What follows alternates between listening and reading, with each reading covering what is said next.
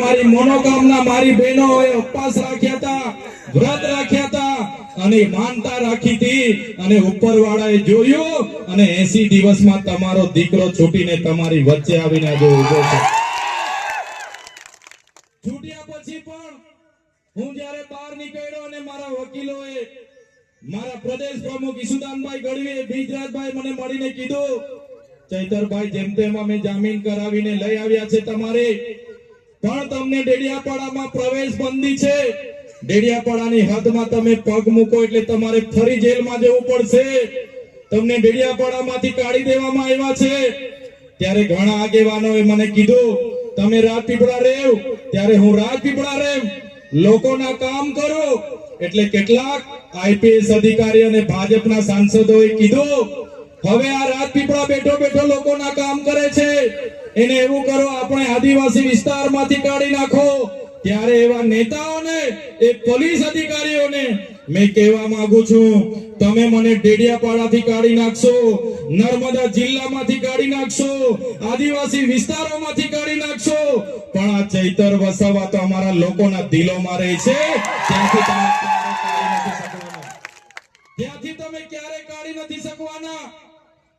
હું જેલોમાં હતો ત્યારે આ વિસ્તારમાં હવે તો મંત્રી નથી પણ મંત્રી હતા. એ મંત્રી અમારા ડેડિયાપાડામાં આવ્યા, રાજપીપળામાં આવ્યા અને એમણે જાહેર મંચ પરથી ભાષણ કર્યું કે તમારો ચૈતર વસાવો ગયો, એ હવે આવવાનો નથી, તમે બધા આવી જાઓ, અમારી સાથે જોડાઈ જાઓ. ચૈતર વસાવાનું પૂરું થઈ ગયું, હવે આમ આદમી પાર્ટી પૂરી થઈ ગઈ. ત્યારે એવા મંત્રીઓને એવા સાંસદોને એવા ધારાસભ્યને કહેવા માંગુ છું, तुमको क्या लगता था नहीं लौटेंगे, तुमको क्या लगता था नहीं लौटेंगे, गलत. जब तक तोड़ेंगे नहीं तब तक छोड़ेंगे नहीं. हमको क्या अंडू पंडू गंडू झंडू समझ के रखा है क्या? ये चैतर वसावा है, चैतर वसावा. करारा जवाब मिलेगा, करारा जवाब.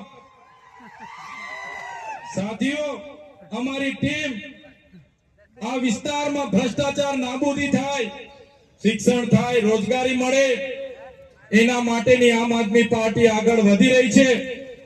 ત્યારે એક બાજુ 30 વર્ષની ભારતીય જનતા પાર્ટીનું શાસન છે, એમની પોલીસ, એમની આર્મી, એમની કોર્ટ, એમની કચેરી, એમનું તંત્ર બધું જ છે. આપણે બધા લડવા ઉતરીશું તો એ લોકો આપણને ગાંઠવાના નથી. ત્યારે મારા સાથીઓ, મારા યુવાનો, મારા વડીલો, મારી માતા બહેનોને મેં આહવાન કરું છું, આવનારી તાલુકા જિલ્લા પંચાયતની ચૂંટણીઓ માટે તૈયાર થઈ જાઓ. આ લોકો પરથી સત્તા ખોચીને આ લોકોના મૂળિયા આપણે ઉખાડીને ફેંકી દેવાના છે. એક રાજાનો જીવ જે પ્રકારે પોપટમાં હતો